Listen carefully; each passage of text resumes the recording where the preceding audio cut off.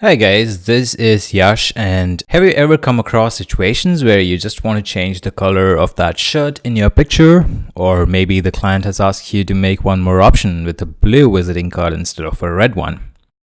If yes, you are in the right place, because in this video, I'm going to show you one of the simplest ways of changing colors of individual objects within pictures using Photoshop. Now, as you might know, Photoshop consists of several different kinds of tools and systems that can help you carry out any given task. It is like a palette of various tools that you can use to mix and match different tools to achieve the result you are wishing. There is no fixed way of getting to a point, and what I am about to show you may not necessarily be done with this method only, although it is one that I find the easiest for this specific task. So, before we begin, I'd like to break down the task in sections for you to easily understand it. What we need to do is to change the color of something specific in this picture. Now, if you look at the task, there are two parts to it. One part is the changing of color itself, while the other is picking out the specific thing within the picture whose color you want to change.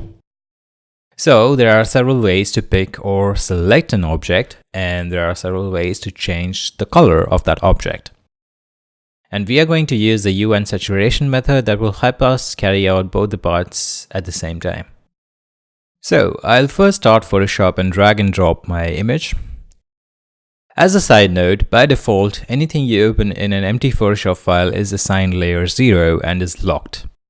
You can either unlock this layer by clicking on the lock icon here, or you can make a duplicate layer by pressing Command J on Mac and Control J on Windows.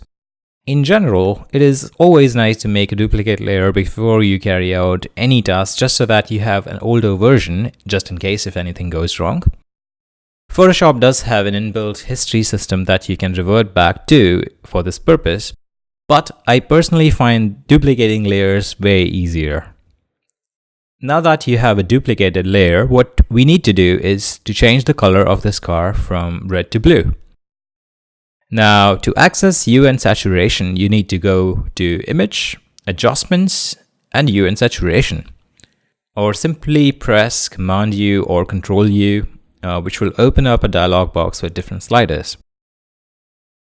Going a bit technical over this, Hue is the actual color, Saturation is the intensity of that color, and brightness is, as it speaks for itself, how bright or dark the color is. That is the tints and shades. Now, coming back to the process, we need to change the color, which means we will need to shift the Hue slider. As you can see, it does change the color, but at the moment it is affecting the whole image, and that's because we are yet to pick the object we need to modify. So to do that, look at the actual color of the object we want to modify. It is red. So what we will be doing is we need to press this drop down that says Master. Selecting reds from that drop down will make it pick just the red tones of the picture, and now when you move the Hue slider, you will be able to change the color of the car. If you're feeling confident, you can play around with the other two sliders and can make the car pitch black or snow white. So there you have it.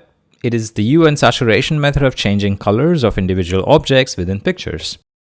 This method is extremely useful when you have to make quick color changes. Like for instance, you can change the color of this iPhone and give it the colors Apple will probably never make it available in.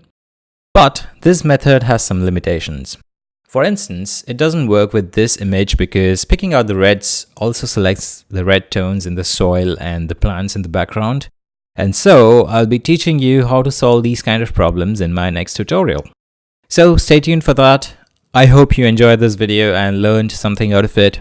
Thank you so much for watching.